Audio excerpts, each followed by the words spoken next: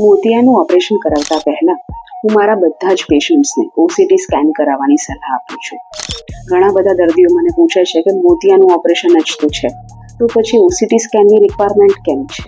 મોતિયાનું operation કરાવી દીધા પછી આપણે આંખમાં એક આર્ટિફિશિયલ લેન્સ ઇમ્પ્લાન્ટ કરીએ છીએ. આ લેન્સ એક કાચની ગરજ સારે છે, પણ જોવાનું મુખ્ય કામ આંખનો પડદો એટલે કે રેટિના અને ઓપ્ટિક નર્વ એટલે કે મુખ્ય ચેતા કરે છે.